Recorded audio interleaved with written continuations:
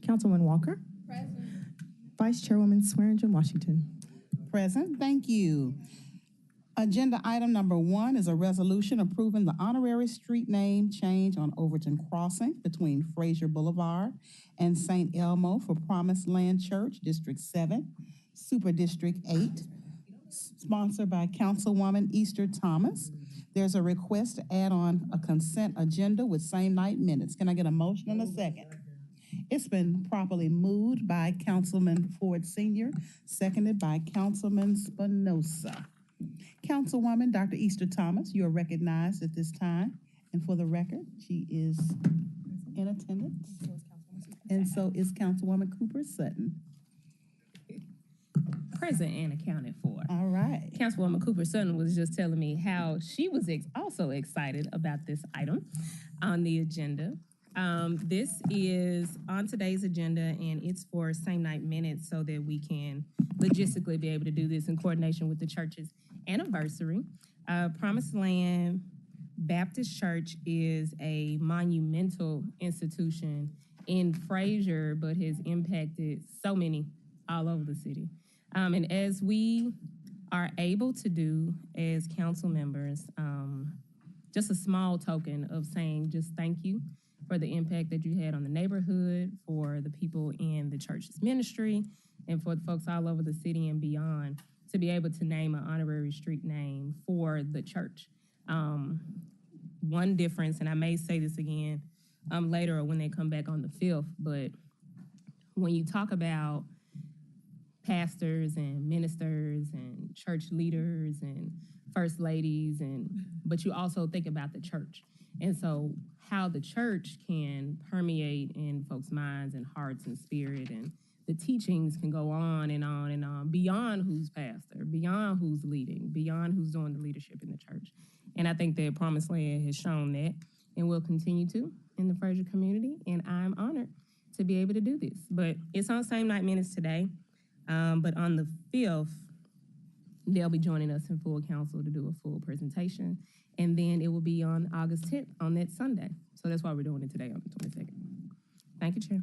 Thank you. All in favor of adding this item to the consent agenda in same night minutes, please say aye. Aye. Any opposed? It is the opinion of the chairs that ayes have it. Thank you.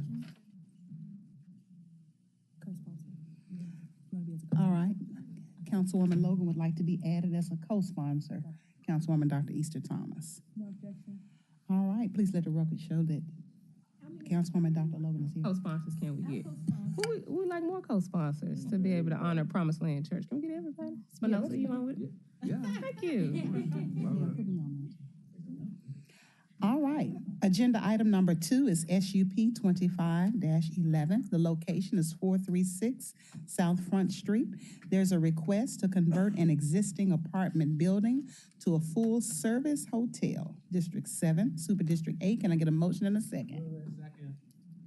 It's been moved by Councilman Ford, second by Councilman Spinoza, who from the administration will be presenting on this case. If you'll please give us your name and address for the record, and you may proceed. Hi, my name is Travian Smith. I'm a planner here with DPD, and I'll be presenting case SUP 2025-011. The applicant for this application will be Stallion Apartments, and the representative will be Josh Whitehead. And again, the location for this application is located at 436 South Front Street. The request is to convert an existing apartment building to a full-service hotel. As you can see on the screen, the location identifies as being in downtown Memphis, and then the vicinity maps allows you to see where notices were sent out to the residents in the local area. The zoning map demonstrates what is surrounding the subject property, whereas the land use map also demonstrates what is also located around the property in conjunction with what is written on the application. Here you can see site photos demonstrating the location of the site. As you can see, it's located on Front Street looking north, whereas the other side is located in between South Front Street and Bell Street.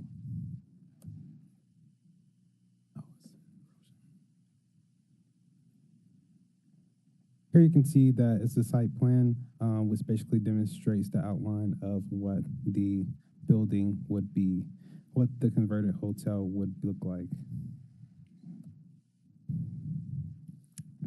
It is compatible with Memphis 3.0, as it is consistent with the comprehensive plan that is put together. In conclusion, again, the applicant is requesting an approval in order to convert an existing apartment building to a full-service hotel. The reasoning is due to the increased demand for a boutique hotel, and it is a strong market due to the prior use of the property being used as an Airbnb. Additionally, it is located next to the National Civil Rights Museum, as it is walking distance from the site. And as we all know, the Civil Rights Museum is undergoing a multi-million-dollar expansion in order to increase the number of visitors in the area. DPD staff agrees to the approved criteria for the special use permit as outlined within the UDC. The granting of the special use permit does not cause substantial detriment to the public good, nor will it impair any intent or purpose of the adopted plan or the UDC.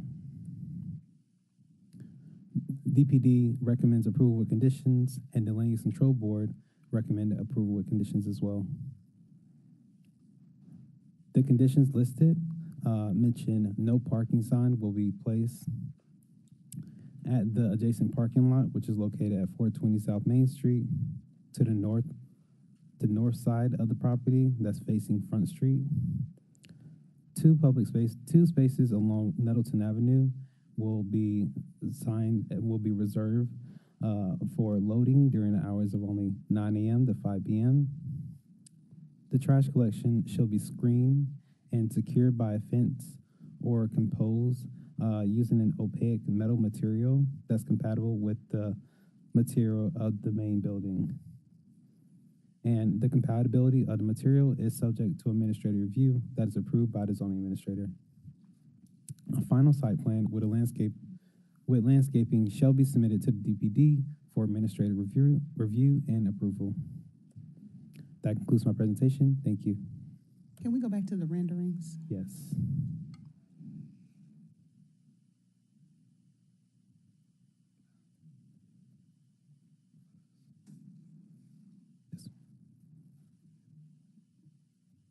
When we say boutique hotel, how many rooms is that?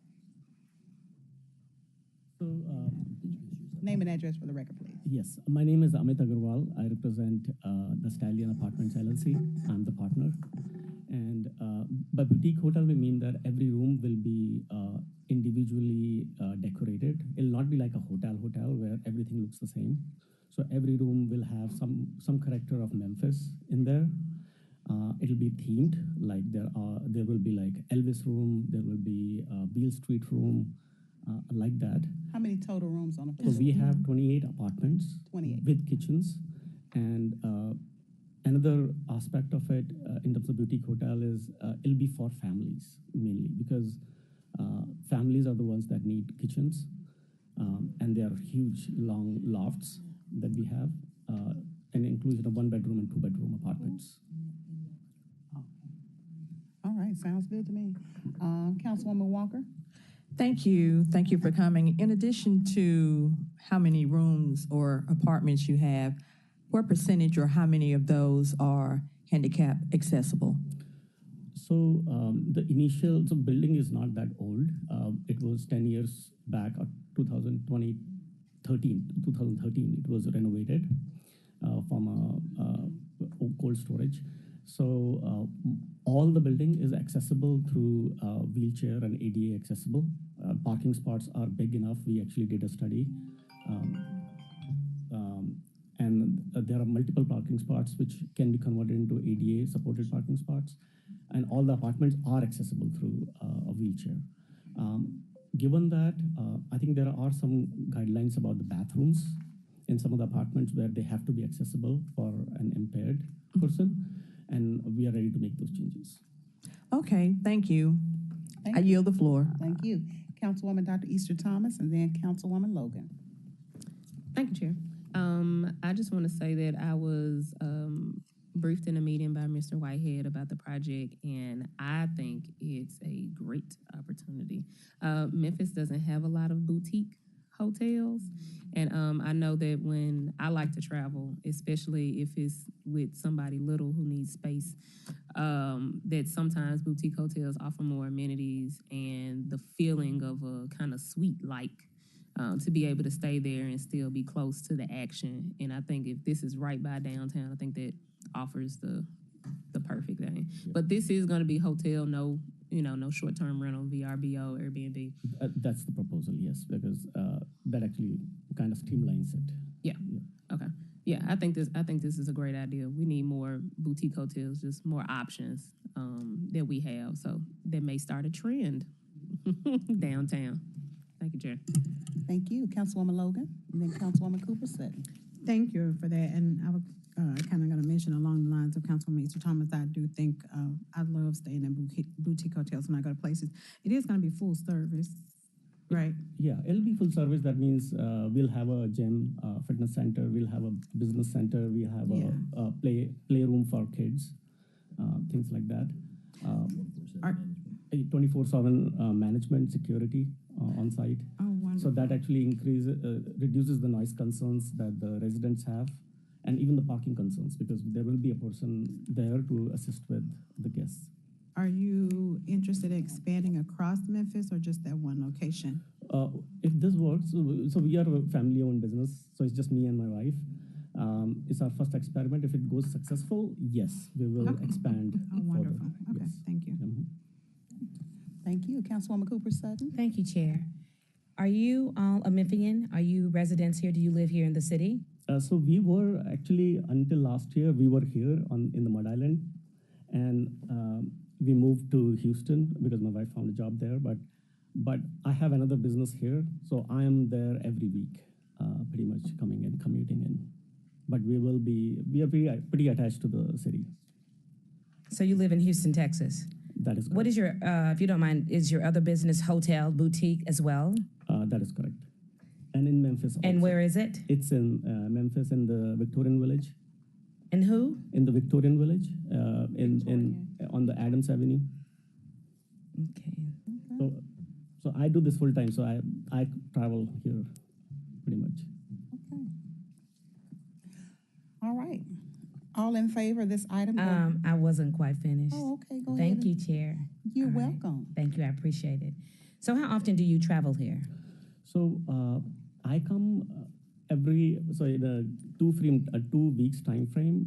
I'm here 10 days and I go back for 4 days on a weekend.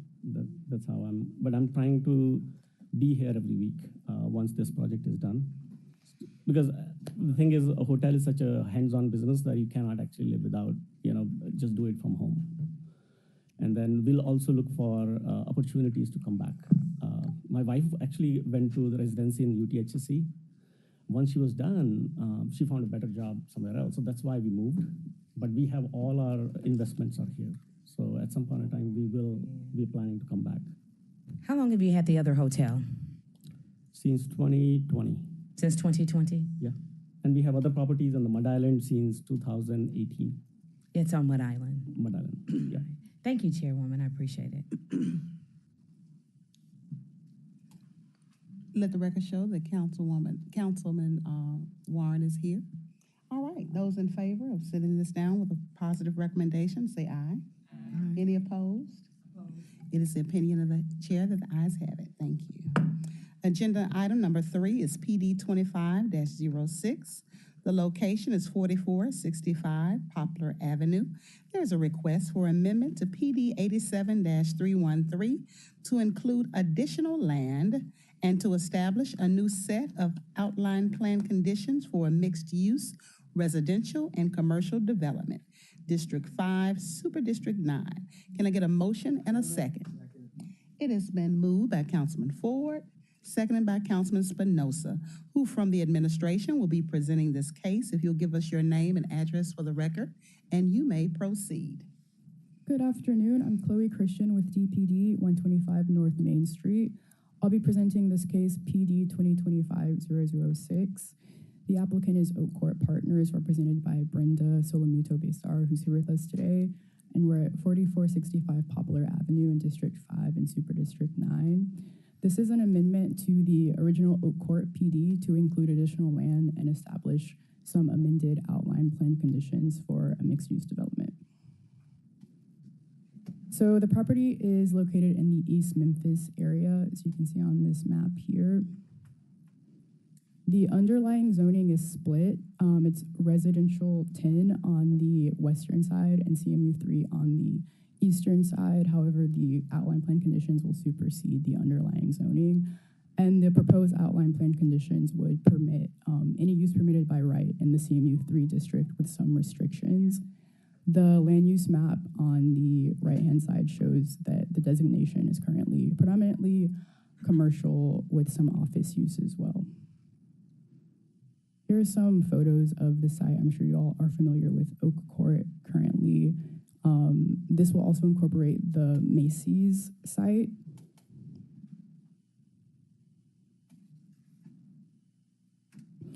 Here are the concept plans provided by the applicant. As you can see as well, the existing retail space of Dillard's and the First Horizon Bank are not to be included in this application. So these parcels will remain under the original Oak Court outline plan conditions. This is the secondary concept plan submitted by the applicant.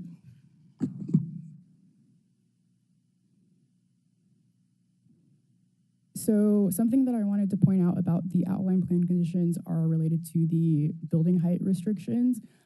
So as the underlying zoning has more commercial on the eastern side, the building height restrictions sort of reflect the focus of taller buildings to that portion of the development away from the residential on the right-hand side. So the outline plan conditions would allow building heights up to 180 feet in this orange portion, and building heights will decrease as you get closer to the residential area. And one story is about 10 feet, give or take. So 180 feet is around 18 stories, give or take, would be permitted as a maximum only in this portion. Additionally, the green area indicates the existing landscape buffer, which will be maintained in this proposal. Here are some concept renderings that the applicant prepared as well for you all.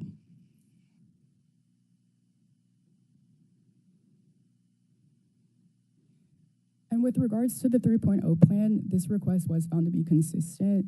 During the neighborhood meetings for the university district, there were comments wanting a reactivation of commercial space. So this plan does provide that. And so in conclusion, this request met the approval criteria, in our opinion, for a plan development amendment. And the project will not have a substantial or undue adverse effect upon the adjacent property. And ultimately, we do find that it is an appropriate addition to the popular area. So this request did receive a favorable recommendation from DPD staff and the Land Use Control Board with specific outline plan conditions, and those can be found on pages 19 and 22 of the staff report. Thank you. Thank you. Is there any way that the berm can be considered a permanent barrier between the adjacent properties? Thank you, Madam Chair. Brett Ragsdale with DPD. With the current proposal, it is to remain as a landscape berm, and so it would not have any ability to be redeveloped into anything else in this current proposal. To make sure that there's no other development on that other land. Correct, yes, and this proposal does have that, so that's what would be allowed in this this approval. As a permanent barrier. Yes. Okay. What else? I have some notes. I'd like to talk with the applicant. We're excited about that. What would you like to share with us? We actually... Name and address for the record, I'm sorry. Sure. My name is Scott Kern, 1770 Kirby Parkway. And we prepared a brief presentation if that's okay, Okay. to walk you through the process and just give some context for the project. So again, thank you all. My name is Scott Kern with KPS Development. With me is Josh Pogue with Pogue Development Group. He also is a member of Oak Court Partners that purchased the property, Oak Court Mall, and then Macy's after that. Oops. So I just want to, this is the team. We were retained by Oak Court Partners to handle the entitlements of this project. We are a Memphis-based real estate firm. Our consultant team is LRK, Kimley Horn and Malazri Engineering, and Brenda Salamito-Bazer with Salamito Land Planning. Again, all Memphis-based consultant team. At this point, I'd like to turn it over to Josh to talk about this acquisition process and the history of Oak Court Mall and why the partners purchased it. Hello, my name is Josh Pogue. I live at 218 Tuckahoe Lane in Memphis. And I won't go into the very deep background, but this is a story that people in Memphis are kind of shocked about because Oak Court was originally developed in 1987. And without going through the details, like it started deteriorating in 2000 and very intentionally by the owner. And so to the point where in 2014, they couldn't sell Oak Court. And so they put a permanent loan on it, a loan through CMBS, a loan through a Wall Street firm, and then dumped it into a sub-REIT with no intention of ever paying off that loan. In fact, in 2015, I called the owner, the president of that company, and asked him to buy Oak Court. And he said that I could pick it up. I could pick up the keys of the courthouse steps in 2021. So from that point on, I monitored Oak Court. COVID hit in 2020, and so it immediately went into default. In 2021, they invoked a receivership. In 2023, the bank finally foreclosed on it, and so for the first time in a decade, we were able to chase it. And so when they did a public process to sell Oak Court Mall, we were competing with two national firms, and those national firms are known as slumlords. Like literally when they buy malls, and they've bought about 150 malls around the country, the first thing they do is they fire their security. And they say, if you have a problem, call the police. They strip out the landscaping. They refuse to do capital expenditures. They milk the malls for cash. And so what I did was I and a group of investors started going around Memphis to raise the funds to buy this mall because we felt that this location in Memphis was phenomenal real estate, and we could not have that kind of blight in Memphis. And so we bought the mall with the intent of redeveloping it into something that Memphis could be proud of. Flash forward a few months, and after closing, we fully expected Macy's to be there. Macy's called me in March of 2024 saying, hey, we would like to sell you the building. And even at that time, they were talking about staying for a number of years. Well, we ended up buying the building in September 2024 for more than we expected because the second place bidder wanted to do self-storage. And again, we were like, this is much too valuable of a property to have self-storage on it. And they were just going to put self-storage literally in the Macy's building so that no one could do anything about it. Like it wouldn't have to come to the city council, it wouldn't have to go to the land use control board. They could just do it by right. So again, we stepped up and the group bought the Macy's in September of 2024. And Macy's came to us in December and then finally announced it in January 2025 that they were actually going to close. And so now we started this process about a year ago that Scott will go through on the redevelopment, but that's where we're now implementing the vision of saying, hey, what can Oak Court be for the long term? Like it's been a mall for the past 40 years. The mall has deteriorated, and we wanted to prevent it from becoming blight on Memphis. And so now we're trying to create that vision of what the Oak Court can be. Thank you, Josh. And I'll also just point out that all the investors are Memphians, and I'd say that a large portion of them live within several miles of Oak Court Mall. So this is a Memphis investment group, a Memphis design and development team. So This is a high-level view of the property, which Chloe really kind of already illustrated. This shows the boundaries of the property. It includes Macy's, which was not part of the original PD. That's about a 10-acre parcel. And the original PD, you can see it here. The north part really just covered the mall building, the office, Dillard's, and the First Horizon building. First Horizon and Dillard's, those are owned by one First Horizon and Dillard's. That's why it was excluded from this PD. Dillard's wants to stay in the development.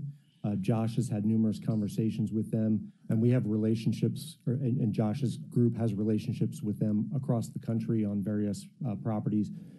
They know what this group can do, and they want to be part of that. So as you'll see in the plans, they become an anchor to the rest of the development. This has been a year-long process. Our initial meeting with DPD was back in June of 2024. Before we put pen to paper, we hosted 3 community meetings in October of 2024. We took the feedback from the community, incorporated it into a plan, went back to the community in April of 25, then submitted our application. And as Chloe said, she pointed out, we did make some changes to that application based on some additional feedback that we got after our mandatory meeting, which was in May of 2025, and then another follow-up meeting with the community, not to mention countless one-on-one meetings, coffee, phone calls, et cetera. And that brings us to where we are today.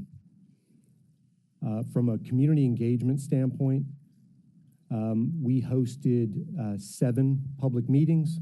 Up here you can see the list of those meetings, several hundred participants at the end of the day, and we took a lot of that feedback and incorporated it into the final plan that you all see. The result of those meetings was the following. This is really what we heard from the community. They would like to see a mixed-use project. They wanted to see more residential options and hotel. Okay, there we go. It's lagging a little bit, my apologies. Residential options being condo for rent, perhaps senior living. What we heard from the community was that they wanted to be able to age in place in their community, sell their home that's on a half acre or 1 acre and move into a condo and be close to restaurants and retail. Safety, obviously that was a huge concern. The way that this group manages properties, they hire one property management group that's responsible for the entire property. Security is always a primary concern. Gathering space and green space, you'll see that we've incorporated that into the plan. And lastly, restaurants. The community wants to see more restaurants in this area. There we go. And so what we did is we took that feedback and we used that in order to craft the conditions, the proposed uses and bulk regulations. So the major changes to the PD is we based our uses off of CMU3, which, as Chloe pointed out, is the surrounding zoning surrounding the property. And then we also incorporated the Macy's parcel, which was not included in part of the original plan development. Permitted uses, so we added a list of uses that really is conducive to that mix of uses, multifamily, hotel, convention, and we also updated some of the retail. For instance, car dealerships weren't allowed. We're not proposing a CarMax or things like that, but we're thinking of Tesla, Rivian, Lucid, showrooms. So it's a small retail space with a handful of models that you can look at. And then, as Chloe pointed out, maximum building heights of somewhere between 100 feet and 180 feet. So the plan that I'm about to show you is what we originally came to the community with based on their feedback. And I'll point out kind of 3 major elements of feedback that we got from the community. First, we had shown 28 townhomes on that 3-acre berm to the west of Oak Court Drive. We had actually put in language about privatizing Oak Court Drive. So Oak Court Drive was built and dedicated to the city by the original developer. We were looking to privatize that so that we could do traffic calming measures, medians, that sort of thing, without having to go through the city approval process, take that back, maintain it ourselves. And then lastly, we were proposing a maximum height of 240 feet. The community, those were their three kind of major concerns with our plan. So we removed the townhomes, as Brett and Chloe both pointed out. We removed the language about Oak Court Drive, and we reduced the maximum building height and actually created some tiers for those building heights. So the resulting plan is this one right here. All the orange buildings represent the building footprints. We conceived that the ground floor would be commercial space, restaurants, retail, and the mix of uses would be above that. We also came up with an alternative plan. Actually, I'll go back to this. You'll notice that Dillard's stays in place and the existing office building stays in place. The investment group that bought the property, we think that once this development happens, that office will fill back up and become very popular from a leasing standpoint. However, if for some reason the office doesn't work, we did explore a plan that looks at that 5 acres that comprises the office and the parking structure, and we looked at redeveloping that area. And then lastly, as Chloe pointed out, she had a much better exhibit than we did, so thank you, Chloe. But we struck a line that is parallel. It's 300 feet from the village neighborhood property line. That is where that 100-foot building maximum starts and then ends at 700 feet, and then everything east of 700 feet is 180 feet.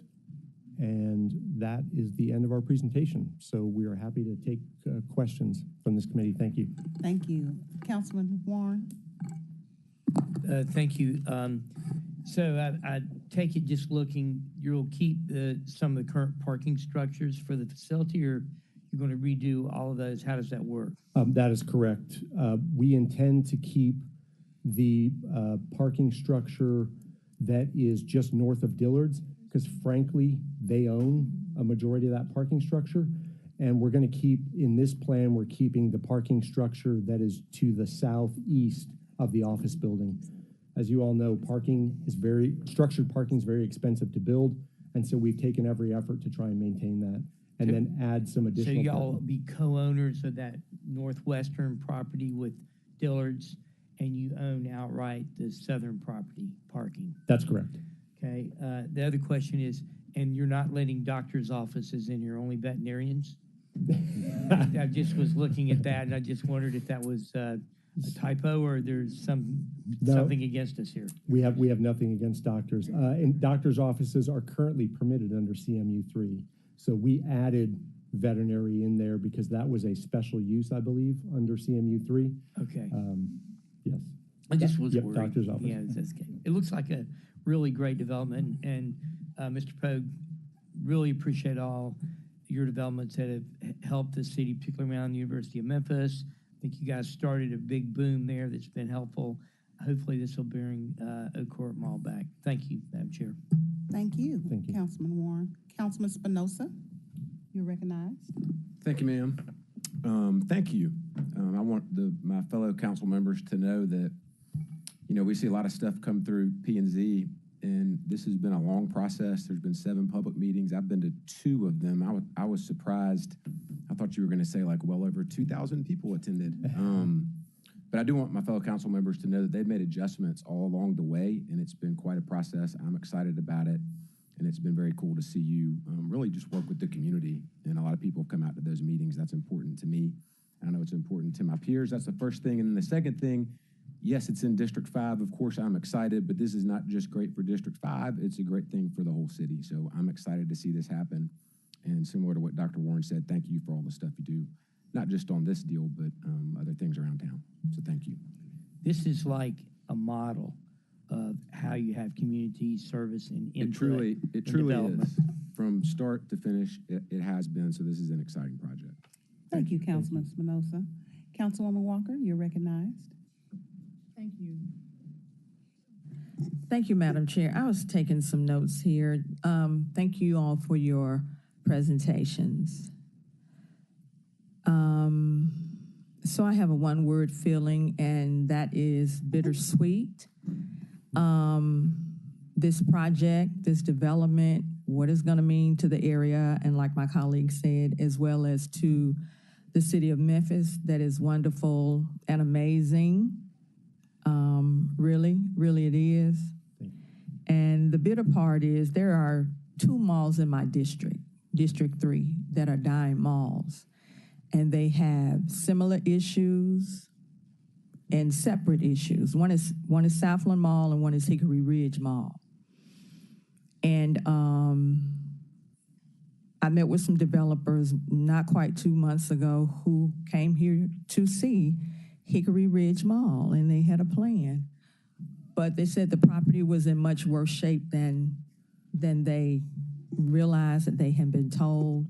And they said that they were still interested, but they'd have to redo the figures, yada, yada, yada, but they would follow up at some point. And then with respect to Southland Mall, those owners, they're in New York, and they're known all over the country for doing exactly what they're doing now. And I am happy for you all, but I wish we could get this kind of development in other deserving parts of the city. And thank you. I yield the floor. All right, can you go to your page that had the conditions? Brett Ragsdale with DPD. I don't know that we have the conditions. It's a fairly long list that Okay. are outline plan Is conditions. the site plan included with that? It is included with the resolution. Okay. And I can get you a copy of that. It has the 2 concept plans and it's like 3 pages of outline plan conditions. And the concept plan is specific? Yes, ma'am. Okay, all right. All those in favor of sending this down with a positive recommendation, say aye. Any opposed? It is the opinion that the ayes have it. Thank you. Thank you all. Thank you. All right. This is the last meeting that I will have with my faithful analyst, Ivy Johnson, soon to be Ivy Pierce. We appreciate your service. Yes. And her beautiful mother and brother here and father, welcome. We're so glad to have you. Thank you for sharing Ivy all these years. You all did very good, very well, rather. All right. Meeting adjourned. Did you say something you want to say? I Councilwoman did. Lowe? Okay. Well, I can do, well. Wait, we're going to do an executive for everybody. I just said it for her because this was our committee. We're going to send them out on a bang. Yes, we're not going to slight.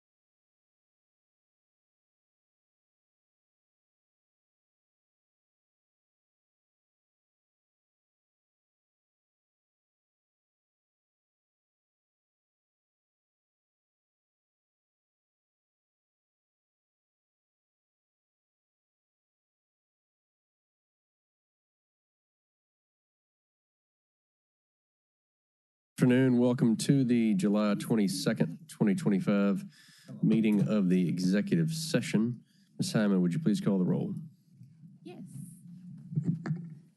Councilwoman Cooper Sutton, Councilwoman Easter Thomas, Councilman Ford Sr., Councilwoman Green, Councilwoman Logan, present. Councilman Smiley, present. Councilman Spinoza, Councilwoman Swearingen Washington, Present. Councilman Walker, present. Councilman Warren, present. Councilwoman White, present.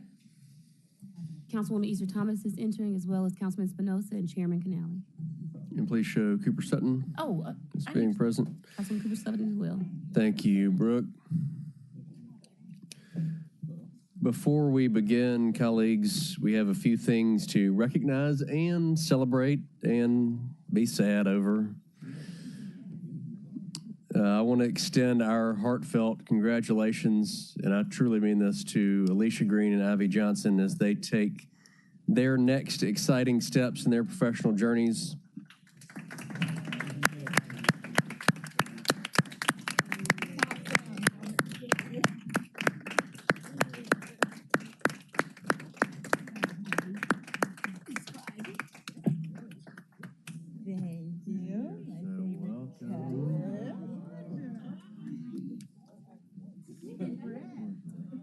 She's right there.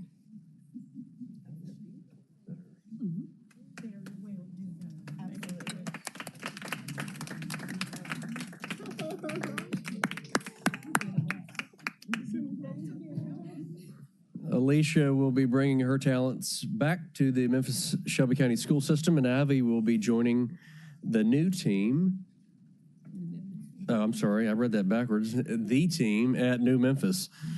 While we'll greatly miss their presence on the Memphis City Council staff, we are incredibly proud of the work they've done here and the impact that they have made. Their departures are a testament to a caliber of our team. I think we do and still have a great team, and it's a compliment to the organization that we have created here that other organizations seek out their talent. So you have both been a true blessing, and you have tremendously added to this staff, and we will miss you, but we certainly are proud of you, and we support you 100%. You're always welcome to come pop in and say hello any day. And I want to say on a personal level, this past 7 months, I've had the chance to work with, I got the chance to work with Brooke again, who I first had when I first joined the body in 2018. But especially for Ivy and Charity, I've gotten to work with them on a personal level. And I can't say how much I've appreciated getting to know them and work with them. They have been incredible. And Ivy will be so missed, but I know that she will stay in touch, and she will always certainly be a friend. And Alicia, I never got the chance to work with you one-to-one, but you will be missed as well. And Councilwoman Logan has said so many wonderful things about you and has truly appreciated working alongside you.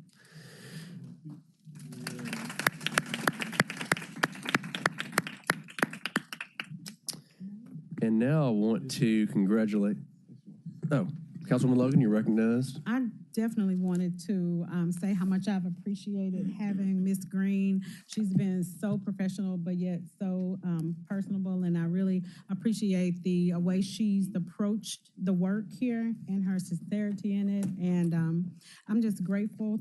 I was grateful to have her. I'm happy for her now, but if ever there's a time you want to come back, come on back. She's not really happy you leaving. Let's be honest. Oh, Lord. She's not happy at all. It's amazing. Vice Chair, you're recognized. Ivy has been my right hand. I am just so excited for her journey. It's been a pleasure to work with her. I'm not going to cry, but she's been wonderful, and I really appreciate her standard of excellence. I'm very proud of you, and I'm thankful to have had you. God bless you.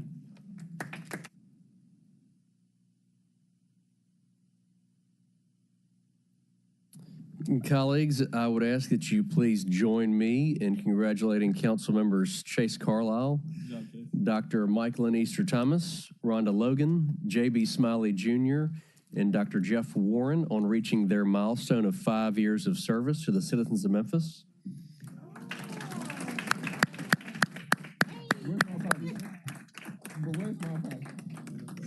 Since beginning their tenure on January 1st, 2020, each of them has brought a unique leadership, passion, and purpose to the work of this body and to the communities they so proudly represent.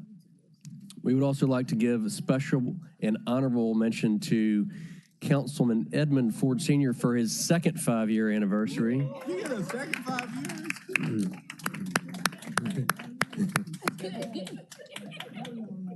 years?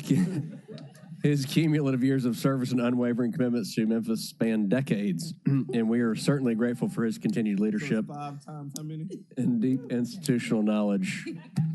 Colleagues, thank you for all your service, the dedication that you've had to the city and the constituents that you have served, and the difference you continue to make each and every day.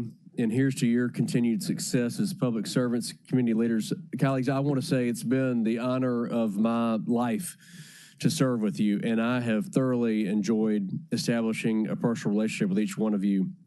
And I am deeply grateful and appreciative, for one, for you putting yourself out there, willing to take on this position, but also the heart that you have and the care that you have for the city of Memphis and making it a better place. So cheers to you, thank you, and here's to your next few years and your future endeavors. Shout out to Future Endeavors.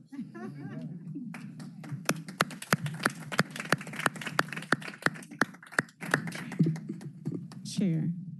Councilwoman? I'd also like to acknowledge our chair. He's done an amazing job, and vice chair. They've done an amazing job of leadership through some very trying times, over the last few months or so. But your leadership and you're just being very decisive and unifying has been very rewarding, not only for the council but for the city as well. And we look forward to moving forward. We do have some really, tough, not tough, but times that are going to cause us to really dig deep, and I'm glad that you're here as our chair to lead us through, as previous ones as well. But thank you for your leadership. Councilwoman Easter Thomas. Thank you, Chair. I didn't get to talk on the last thing, but I do want to add that Councilman Spinoza may have been here a number of years as well, adding them all up. Yeah, you added them all up. But thank you, Chair and Vice Chair, for your leadership, and council staff for even thinking to think about us on today. That means a lot. I will not be going anywhere next year, but you got a few more years out of me. But I wanted to, before we started this, just to also to Ms. Green and Ms. Johnson, just to say thank you for your service to the city, and especially in working with Ivy in District 7. She definitely made her mark on all of the areas in our district and set a great standard of just service and rapport and respectfulness. And when I say that a lot of the community centers and folks in Fraser or North Memphis or Raleigh were looking for Ivy, when we did some switching because they had got used to her, but that just speaks to the type of work that she does. And how wherever she's with, whether she's in District 4 or whether she's in 7 or whether she's helping another district out, she's just the standard for what good workmanships look like as far as it goes with people. So thank you for what you've done here. And I know you're going to do great things at New Memphis. And she knows I'm not a hugger yet.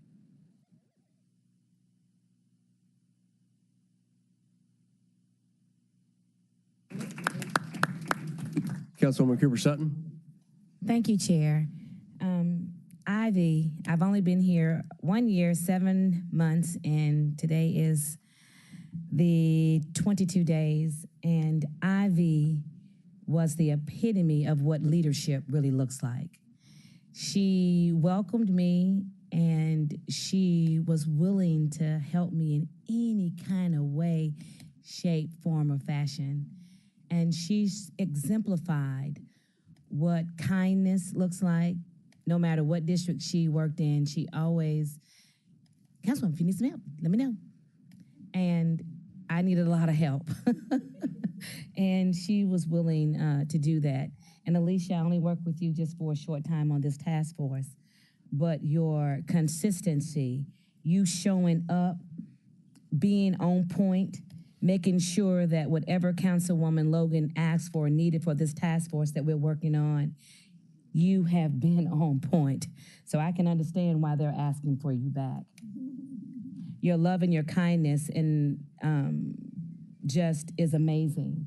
I didn't get a chance to work with you one-on-one, but just to see you in action, working with Councilwoman Logan and doing and going over and beyond, you exemplify what good leadership and what public service really looks like. So thank you as well. Thank you, Chair. Thank you, Councilwoman. Dr. Easter Thomas, thank you for pointing that out, the Italian gentleman from District 5. We are very proud to have him back in his second stint. He reaches his 5-year milestone next year, but we are glad to have him back, and we appreciate him very much.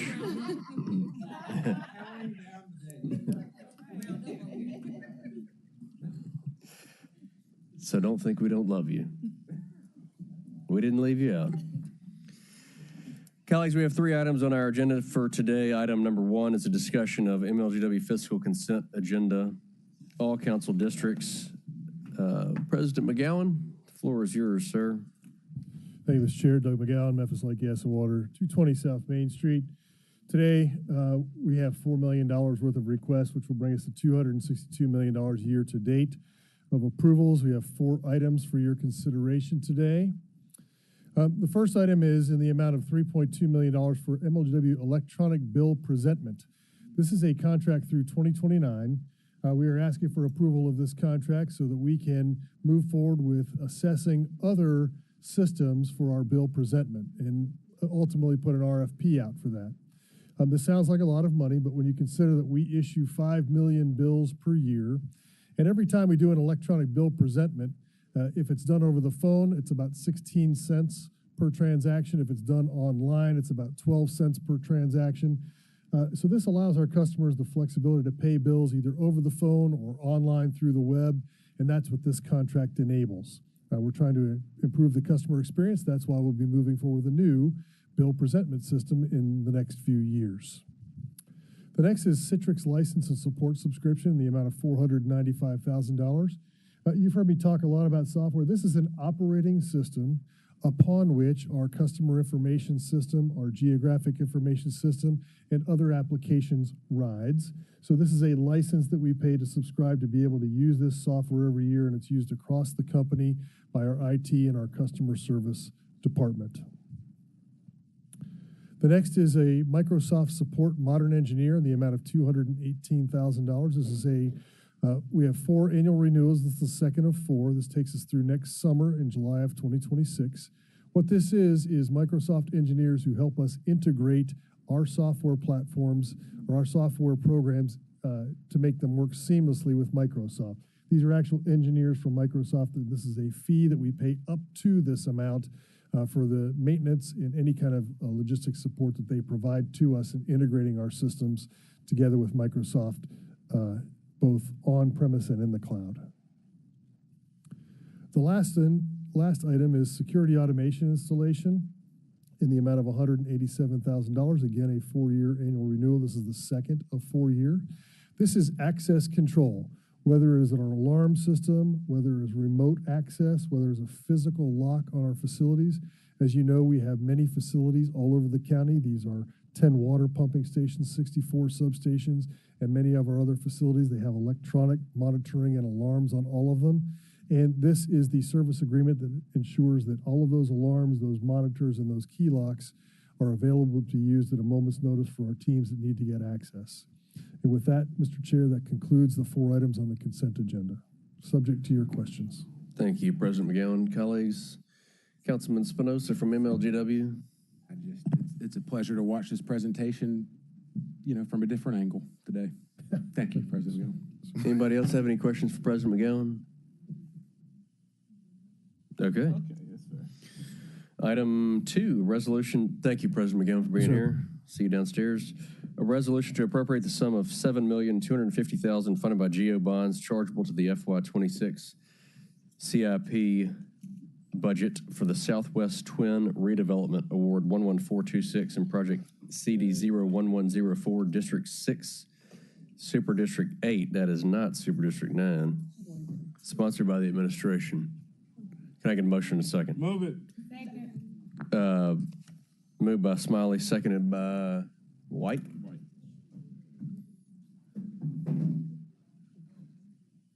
Director Cash, welcome. Thank you. Good afternoon, everybody.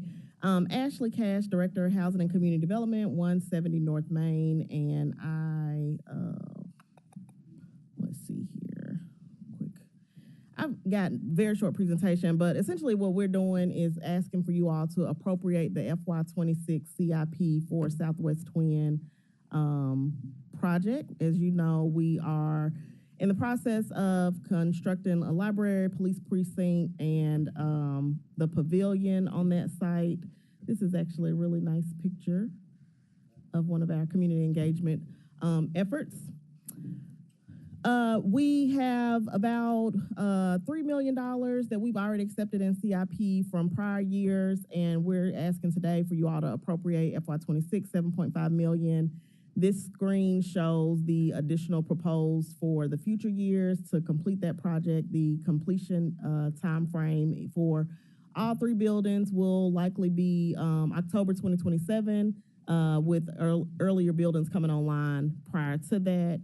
We are in contract negotiations right now with the construction manager at risk, which is Baldwin and Shell, and we're working with APA architects to facilitate that project. And we anticipate having an early site package to start construction within the very early part of August. This shows the construction timeline, essentially, where you can see where those different buildings are coming online. What's this, September 2025? That's when it's starting, September 25 for police precinct. And then you can see, if you can see that it's actually very small, August 2026 for that to be completed. That just kind of walks us through the schedule here. But happy to respond to any questions on this appropriation.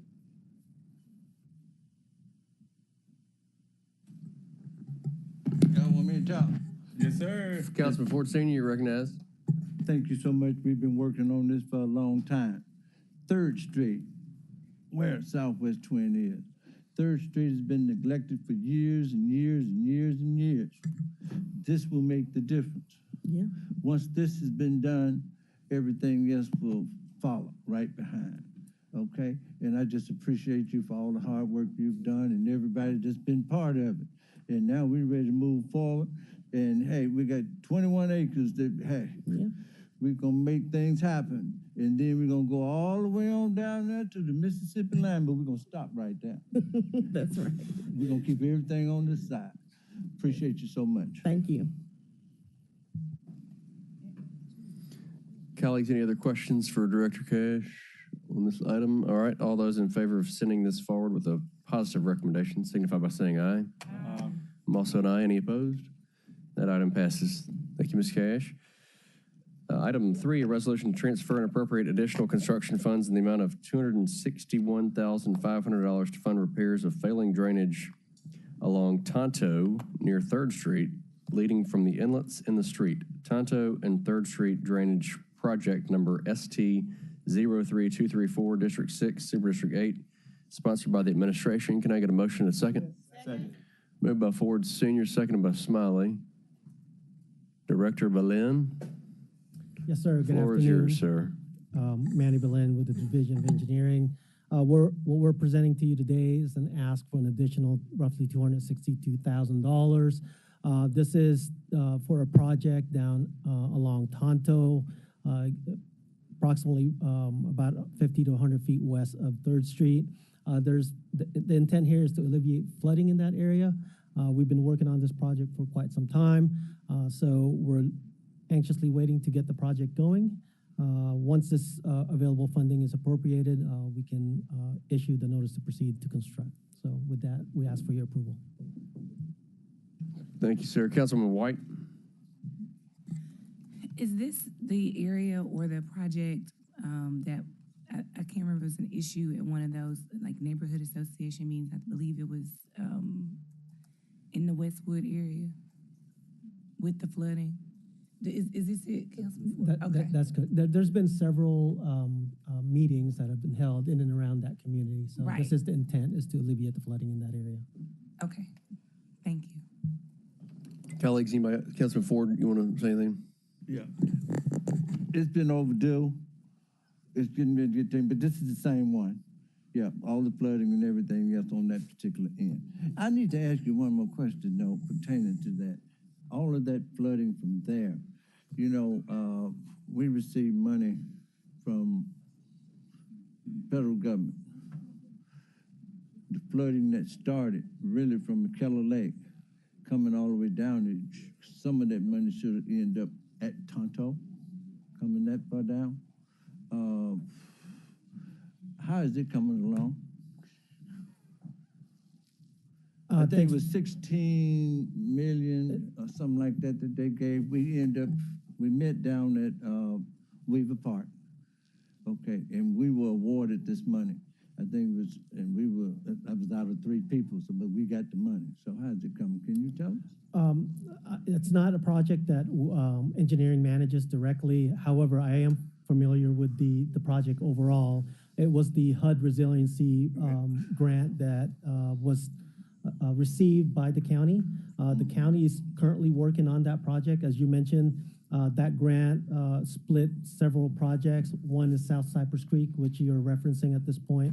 And I believe that project is, I want to say, over 50% complete. So I think it's still actively in the construction, and I can certainly get some additional information from my colleagues on the other side and see the actual status and provide that to you. I appreciate it. Thank you. Thank you, Councilman. Thank you, Director Balloon. Colleagues, anybody else? All those in favor of sending this forward with a positive recommendation signify by saying aye. I'm also an aye. Any opposed? That item passes. That brings us to our add-on item, only one. Item 15, a resolution approving the honorary street name change of Overton Crossing between Frazier Boulevard and St. Elmo for Promised Land Church, District 7, Super District 8, sponsored by Councilwoman Easter Thomas. There is a request to add to consent agenda with same night minutes. And the same night minute items is singular. Item 15. Item 11 will be held until August 19, 2025. Item 12 will be held until August 5th, 2025. Item 11 held till August 19. Item 12 held till August 5th. Anybody else have anything before executive?